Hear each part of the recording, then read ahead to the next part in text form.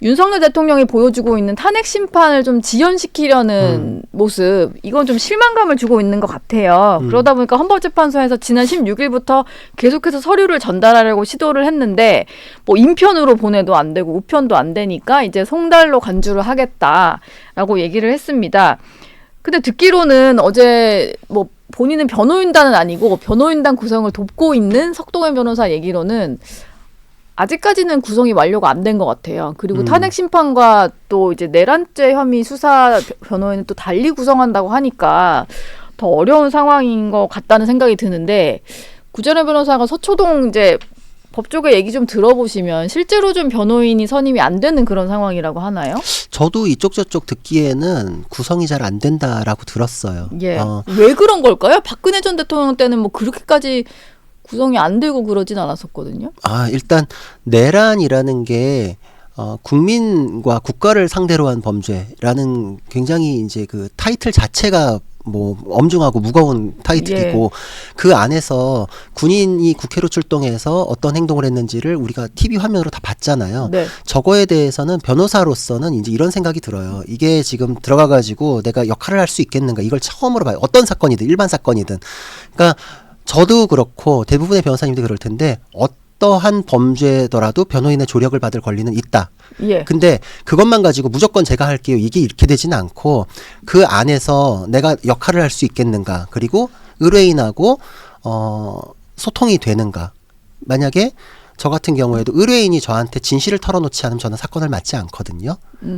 진실을 말해야 뭐 변론을 할 수 있으니까요. 그렇죠. 결국은 진실을 말하지 않다가 나중에 이상한 내가 고려하지 못했던, 듣지 못했던 얘기가 튀어나오면 사건이 망해요. 그리고 그런 것이, 저는 그래서 의뢰인한테 항상 설명드려요. 저한테 얘기하는 거는 비밀 유지도 되고, 그리고 저한테 얘기하는 건 본인을 위한 겁니다. 왜냐면 검찰이나 법원에 가가지고 그쪽에서 추궁을 당할 때 저도 모르는 얘기가 나오면 방어가 안 됩니다. 이제 이래서. 그래서 그거에 대해서도 그렇고, 그리고 세 번째로는 그 의견이 맞아야 돼요. 방향에 대해서. 예를 들어서 뭐 무죄 주장, 아니면 시인하고서 양형 주장, 이제 이렇게 가야 되는데 그거에 대한 의견이 안 맞는다라고 하면 또 변호사가 들어가서 역할을 아무것도 할 수 없거든요.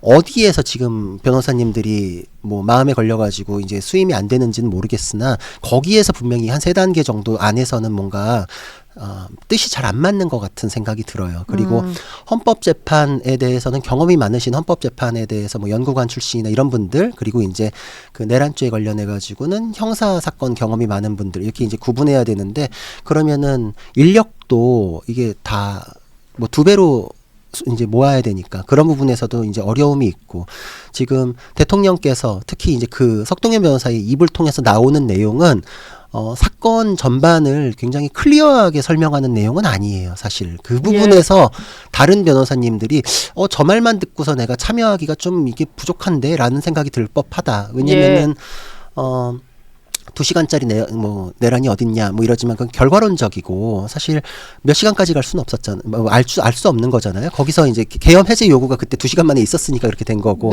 그리고 이 정도, 겨우 이 정도가 어떻게 폭동이라고 할 수 있겠냐. 그 폭동이라는 게 범죄 성립 요건에 폭동이라고 돼 있거든요. 근데 그 폭동의 수준에 이르지 못했을 경우에는 그럼 뭐 미수인가? 이렇게 이제 단계가 그렇게 넘어가는 거지, 폭동이 아니기 때문에 그럼 무죄다, 이제 이렇게 되지가 않거든요. 그러면 단계를 거쳐야 되는 것들이 굉장히 많은데 석동현 변호사 입에서 나온 거는 그거를 다 해명하기에 부족하니, 그래서 아마 내부적으로 다른 변호사님들하고 접촉할 때도 그런 부분들의 이견이 있지 않을까? 이제 이런 추측을 해볼 수 있죠.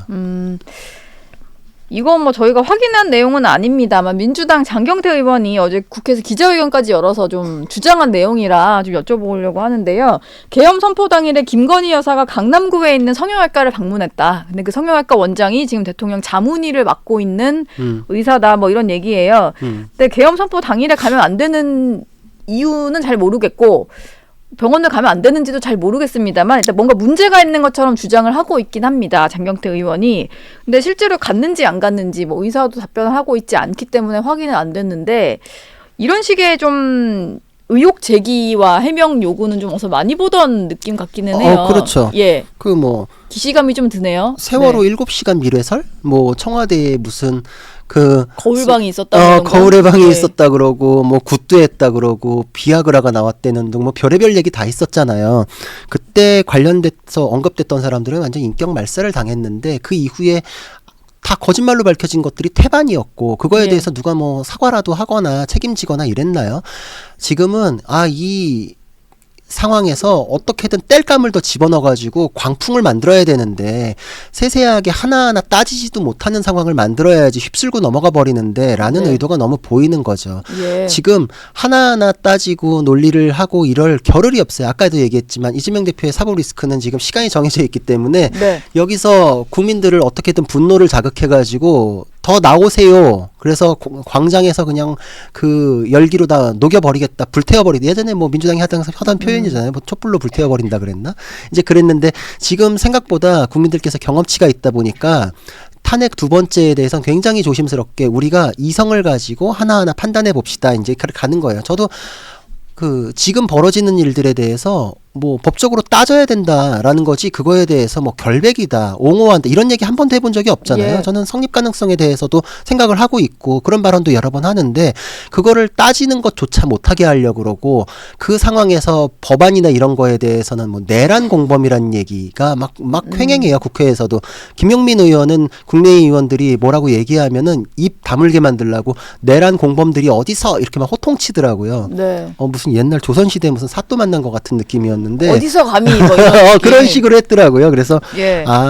논리적으로 따지고 싶지 않구나. 네. 그냥 이 열기 광풍으로 그냥 다 밀어붙이고 싶구나라는 건데 이럴 때일수록 더 법과 원칙에 따라서 중심 잡고서 판단해야겠다. 이런 예. 생각이 들고 장경태 의원 얘기도 그래서 뭐 어쩌라는 건지 모르겠어요. 그래서 그 의사가 대통령실로 들어가서 진료했어야 공관으로 가서 했어야 맞대는 건지 병원으로 온 게 문제라는 건지 그리고 또 이게 다른 언론사에도 제보가 됐었는데 한동안 언론사에서 보도를 안 했었대. 그 이유가 그러면은 여사가 이런 시술을 받으러 다녔으면 그날 계엄이 있을 거라는 걸 전혀 몰랐다는 건가?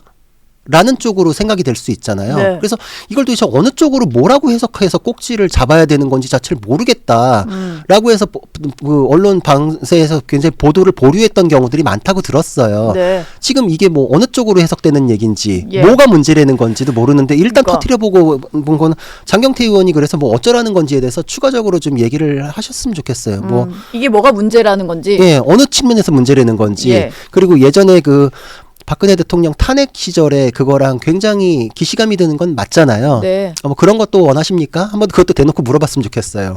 뭐 원하시겠지만 뭐 답변은 예. 어떻게 하실지 궁금해서.